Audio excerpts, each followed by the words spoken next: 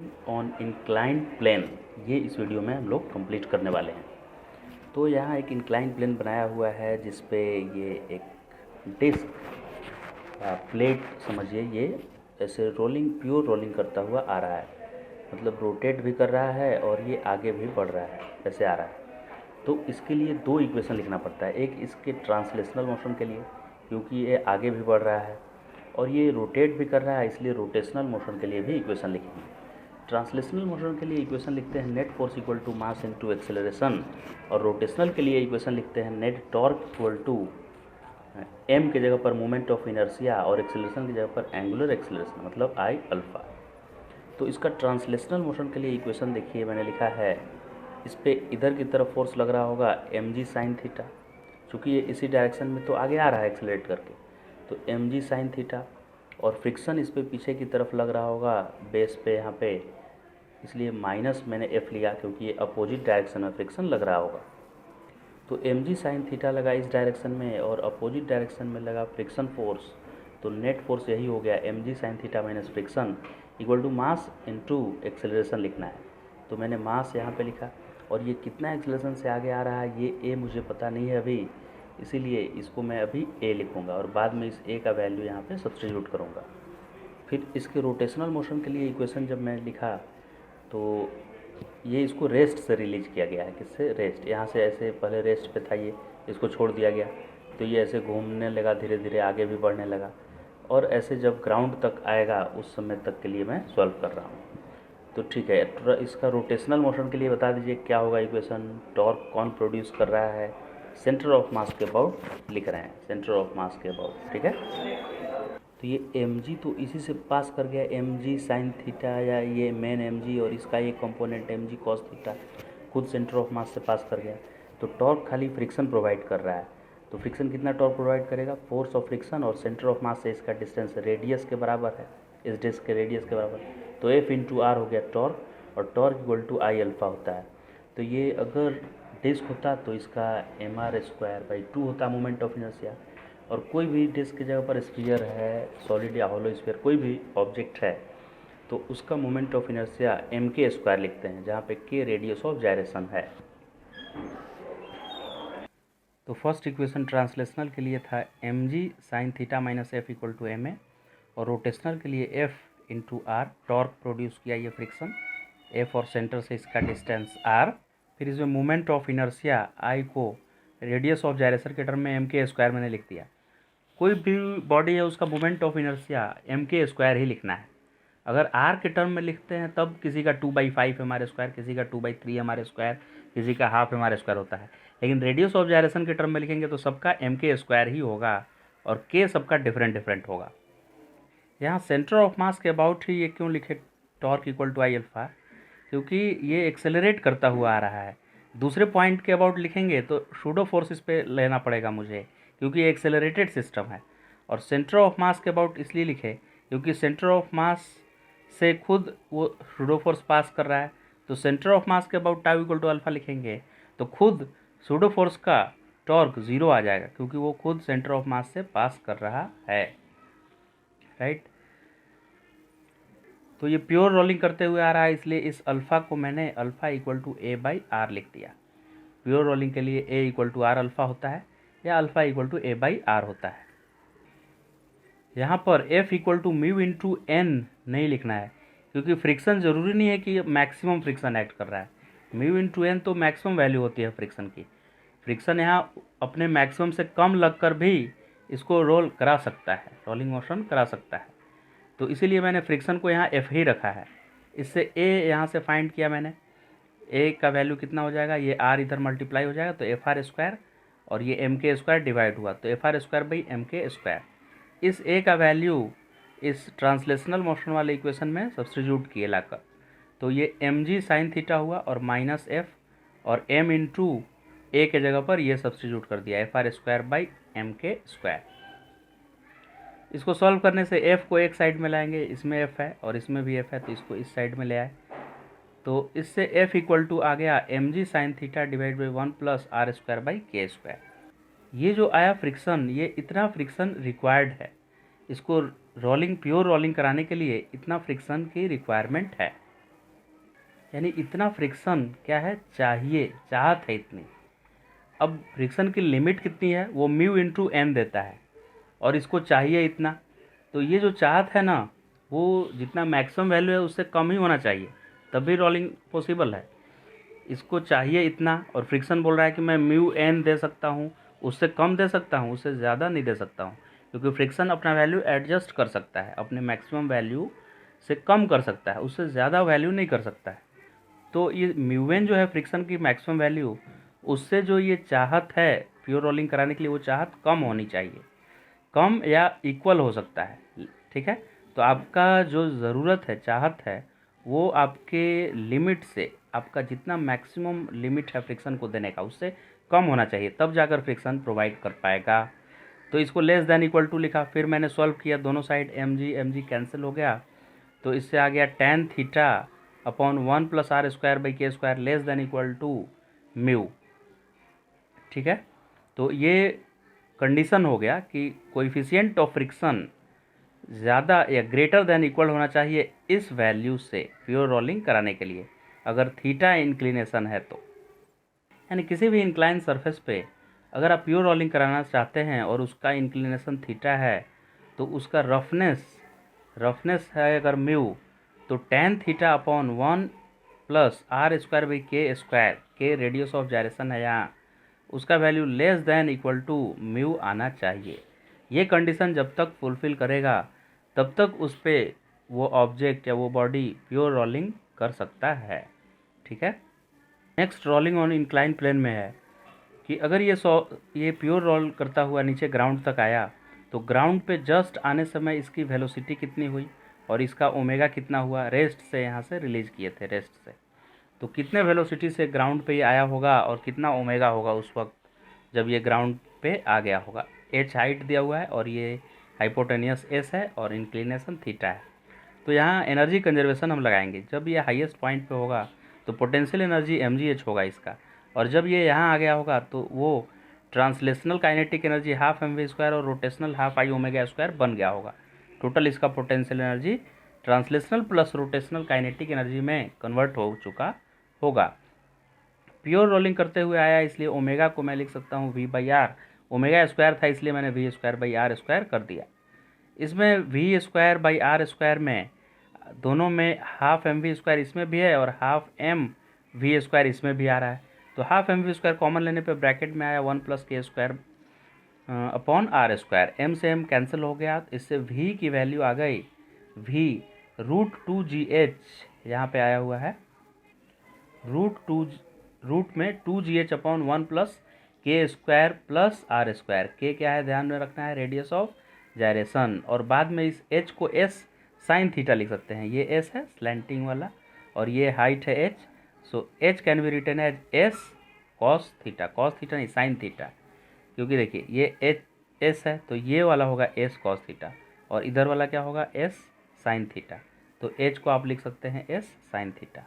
यानी जब ये ग्राउंड के पास आया होगा तो इसकी वेलोसिटी इतनी होगी, इसका ओमेगा कितना होगा, तो v equal to are omega होता है, तो omega equal to we by R, तो इसको रेडियस से डिवाइड कर दीजिए 1 बाई रेडियस, तो ये ओमेगा भी मिल जाएगा कि कितना इस वक्त इसका ओमेगा होगा। फिर बताना है कि ये कितने एक्सेलरेशन से इसका सेंटर ऑफ मास नीचे आ रहा था, तो उसके लिए V square plus equal to U square plus 2as मैंने लिखा, तो u को 0 लिख दिया क्योंकि ये रेस्ट से रिलीज किए थे यहाँ हम हाईएस्ट पॉइंट पे, तो 2as, तो इससे a इक्वल टू 2s इधर आकर डिवाइड हो जाएगा, 2 और s आकर डिवाइड हो गया, तो ये आ गया वी स्क्वायर, वी देखिए यहाँ पे था, इसका स्क्वायर किए तो रूट गायब हो गया, इतना आया, और इसको 2s से मैंने डिवाइड कर दिया इधर, तो एक्सेलरेशन आ गया, यानी इतने एक्सेलरेशन से ट्रांसलेट करता हुआ ये नीचे आया होगा। अब इसमें जो भी टर्म कैंसिल हो रहा है कैंसिल कर दिए, तो इससे कैंसिल करने पे एक्सेलरेशन का वैल्यू आया g sine theta divide by 1 plus के स्क्वायर बाई आर स्क्वायर। यहाँ वेलोसिटी और एक्सेलरेशन का फॉर्मूला एकदम आसान है याद रखना। देखिए अगर ये रोलिंग करता नहीं आता, स्लाइडिंग करता हुआ आता है, ऐसे फिसल कर आता, तो इधर की तरफ एक्सेलरेशन क्या होता है, जी साइन थीटा होता है, राइट, जी साइन थीटा। अब ये रोलिंग करता हुआ आ रहा है तो जी साइन थीटा के जगह पर जी साइन थीटा में कुछ डिनोमिनेटर में आ गया है 1 प्लस के स्क्वायर बाई आर स्क्वायर, ठीक है, मतलब जी साइन थीटा तो स्लाइड करते समय आता ही जी साइन थीटा से, ये रोलिंग के चक्कर में उसका एक्सेलरेशन में कुछ डिवाइड हो गया। क्या डिवाइड हुआ? तो आपको याद रखना है आर के स्क्वायर बाई आर स्क्वायर जैसा कुछ टर्म आ जाता है नीचे, 1 प्लस के स्क्वायर बाई आर स्क्वायर। ठीक है, तो ये आर के याद रखिएगा। ऋषि कपूर, रणवीर कपूर, राज कपूर जो है आर के, इससे आपको याद रहेगा कि नीचे हमको आर के जैसा कुछ टर्म लिखना है, और ऊपर तो जी साइन थीटा ऐसे भी स्लाइडिंग करते आता है तो होता ही है। एक बात ध्यान देने वाली ये है कि जब स्लाइड कर रहा था तो जी साइन थीटा से नीचे आ रहा था फिसलते हुए, और रोलिंग करते समय g sine theta divided by something हो गया, यानी कि ये एक्सेलरेशन कम आएगा जी साइन थीटा से। यानी रोलिंग करते हुए जब आ रहा है ना, तो उसका एक्सेलरेशन कम हो रहा है सेंटर ऑफ मास का। स्लाइड करते हुए ज़्यादा एक्सेलरेट करते हुए आता, लेकिन रोलिंग करने के समय वो झूम झूम कर आ रहा है, आराम से घूमते हुए आ रहा है, तो उसका एक्सेलरेशन नीचे आने का कम हो गया है। फिर समय पता करना है कितने समय में आया होगा। ऊपर हाइट से ड्रॉप किए होंगे तो रोलिंग करते हुए ग्राउंड तक, यहाँ तक कितने समय में आया होगा, ये बताना है। तो s equal to U T plus half A T square लिख दिए। इनिशियल रेस्ट से रिलीज किया था तो 0 हो गया।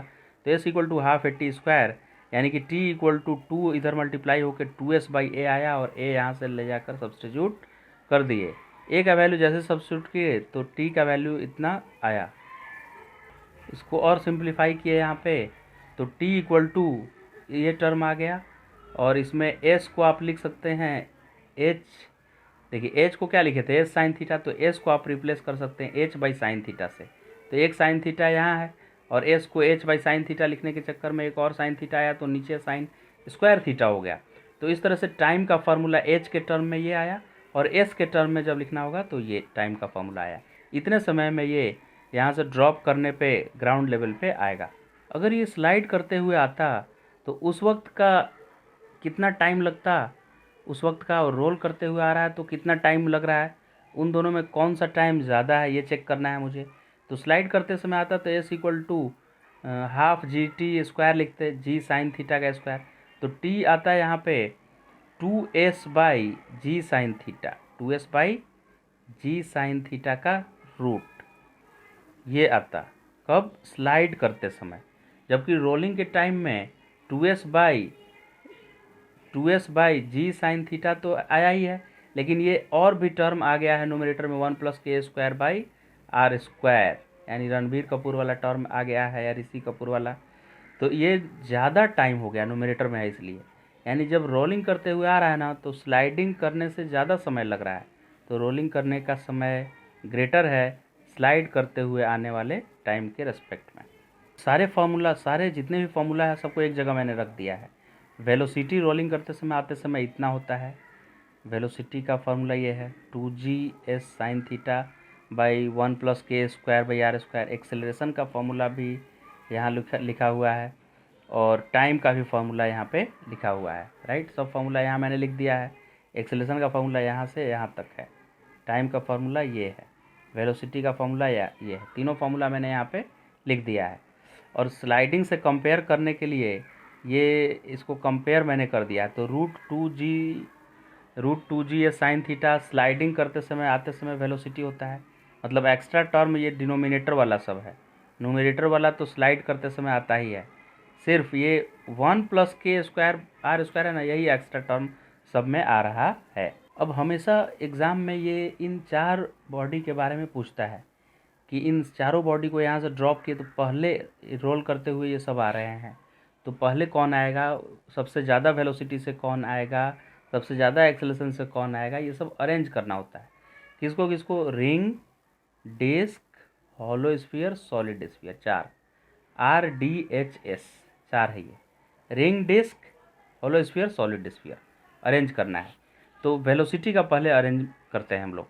तो वेलोसिटी का फार्मूला अगर आप देखें तो सबके लिए तो वही ऑब्जेक्ट h सबके लिए सेम है, s भी सेम है, थीटा भी सेम है सबके लिए। तो ये 2gs साइन थीटा तो सबके लिए सेम आएगा।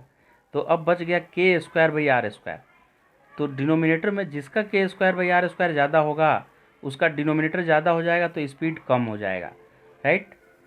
ये के स्क्वायर बाई आर स्क्वायर होता क्या है, देखिए मोमेंट ऑफ इनर्शिया अगर आप लिखें तो अगर मैं 2/5 mr स्क्वायर लिखा मोमेंट ऑफ इनर्शिया, किसका मोमेंट ऑफ इनर्शिया है ये, सॉलिड स्फीयर का, इसको m के स्क्वायर लिख दीजिए। ठीक है, रेडियस ऑफ जायरेशन के टर्म में। तो के एम से एम कट जाएगा तो के स्क्वायर बाई आर स्क्वायर, ये आर स्क्वायर पूरा डिवाइड करेंगे तो 2/5 आ रहा है। यानी ये जो एम आर स्क्वायर के अलावे जो टर्म होता है बगल में उसके, वही के स्क्वायर बाई आर स्क्वायर का वैल्यू आता है। तो इन चारों में किसका के स्क्वायर बाई आर स्क्वायर का वैल्यू ज़्यादा है कम है, सबको लिख के रख लेते हैं। सॉलिड स्फीयर का आता है K square by are square 2/5, hollow sphere का आता है 2/3, डिस्क का आता है हाफ, रिंग का आता है 1 के स्क्वायर बाई आर स्क्वायर का वैल्यू। सबको पॉइंट में कन्वर्ट करें तो 2/3 आ जाएगा 0.6 ऐसे आ जाएगा 0.66 यानी 0.67 आया। 2/5 आएगा 0.4, फिर 1/2 आया 0.5 और ये 1 तो सबसे बड़ा है।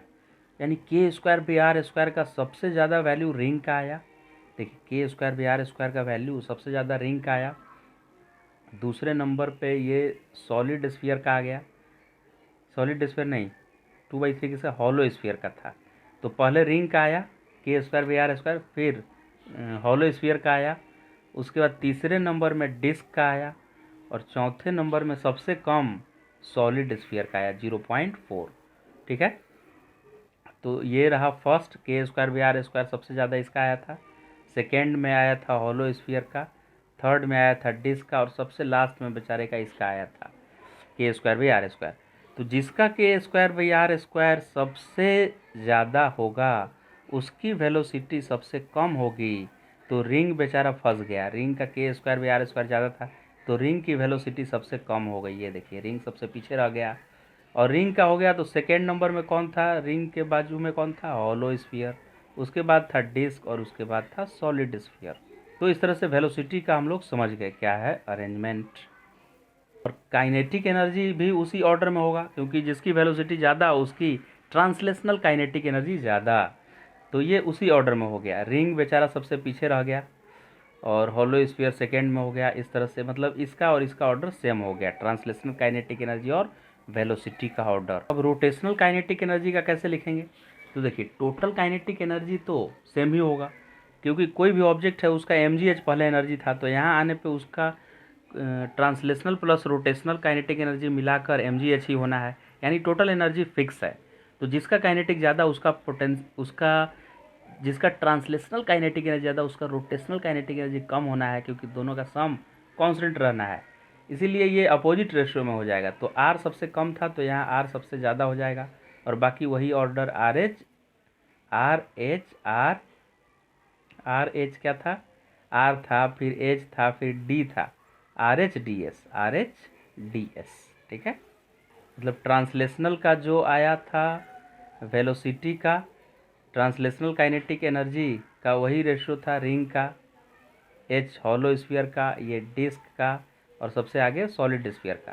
लेकिन रोटेशनल उल्टे ऑर्डर में आ गया, ये R का सबसे ज़्यादा हो गया रोटेशनल काइनेटिक एनर्जी। फिर लीनियर मोमेंटम, जिसका वेलोसिटी कम उसका लीनियर मोमेंटम कम, क्योंकि मास तो सबका सेम ऑब्जेक्ट का है, सबका मास सेम है। तो वेलोसिटी सबसे कम रिंग का है तो लीनियर मोमेंटम में देखिए रिंग का सबसे पीछे है। ठीक है, एंगुलर मोमेंटम के लिए फॉर्मूला होता है आई ओमेगा, राइट। अब आई ओमेगा में ओमेगा को क्या लिखते हैं हम लोग, omega equal to we by r, right, क्योंकि v equal to are omega होता है तो omega equal to we by r होगा। तो वी यहाँ दिया हुआ है और इसमें आर से मैंने डिवाइड कर दिया ऐसे 1/r, तो ये टर्म आ गया हमारा क्या, ओमेगा बराबर। अब इसमें आई से मल्टीप्लाई कीजिए, आई को क्या लिखते हैं एम के स्क्वायर। अब जितने भी चार ऑब्जेक्ट दिए हुए हैं ना उन सबका मास और रेडियस सेम है, तो मास और रेडियस क्या हो गया, सेम हो गया सबके लिए। तो यहाँ आ रहा है के। अब के सबसे ज़्यादा किसका के है, सबसे ज़्यादा के किसका है बताइए, के सबसे ज़्यादा है रिंग का, लेकिन ये वेलोसिटी तो रिंग का सबसे कम है।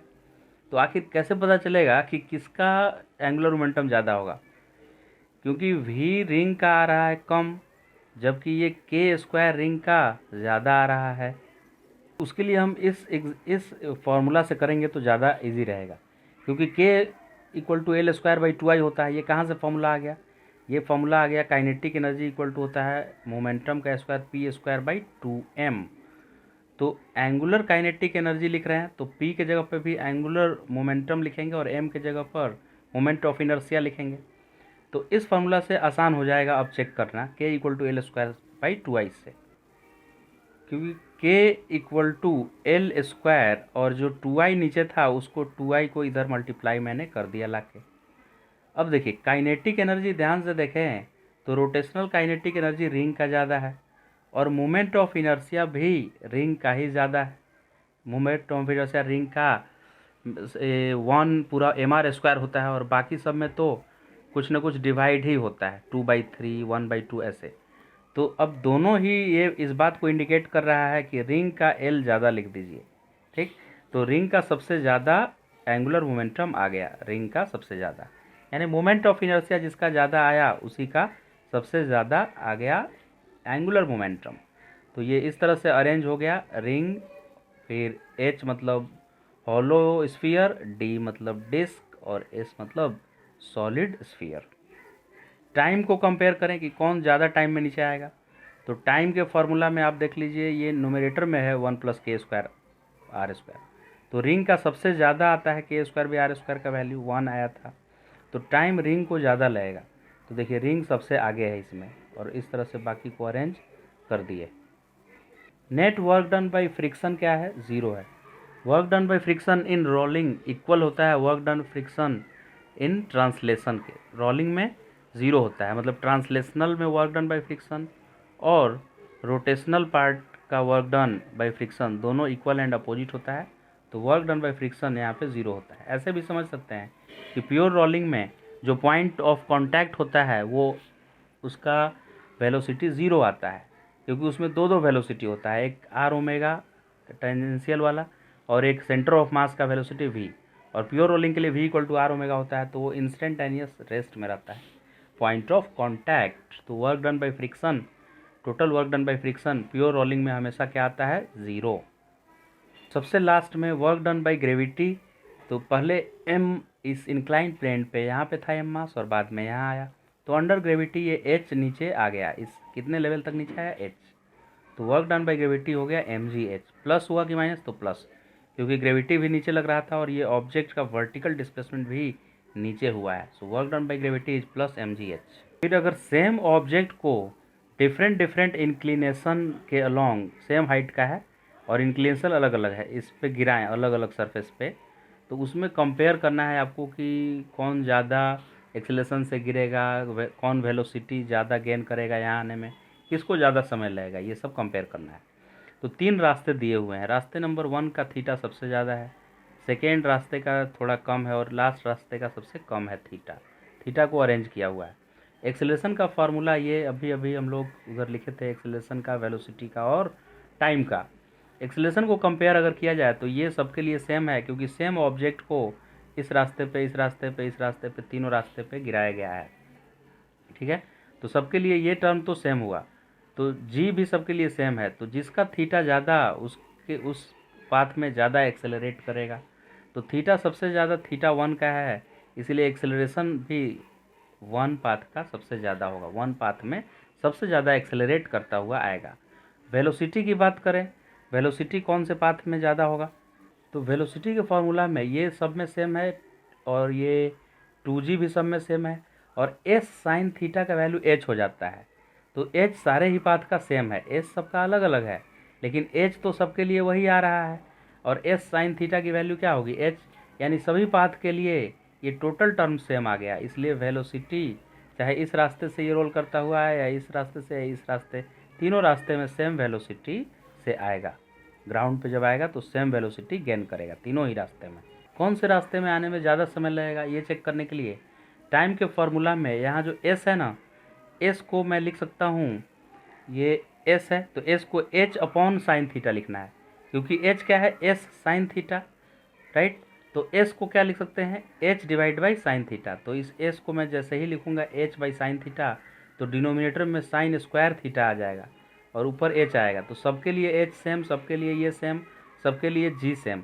तो साइन थीटा देखिए डिनोमिनेटर में आ रहा है साइन स्क्वायर थीटा, तो जिस एंगल का वैल्यू ज़्यादा है, थीटा ज़्यादा है जिसका, यानी डिनोमिनेटर ज़्यादा है, तो उसके लिए समय कम लगेगा, तो जिसका थीटा ज़्यादा है उसमें समय कम लगेगा। थीटा 1 ज़्यादा है तो टाइम 1 वाले पाथ में कम लगेगा, समझ गए। तो इस तरह से हम टाइम, एक्सेलरेशन और वेलोसिटी सबको कंपेयर कर सकते हैं कि कौन से रास्ते में कितना टाइम लगेगा, मतलब उसको अरेंज कर सकते हैं ऑर्डर में।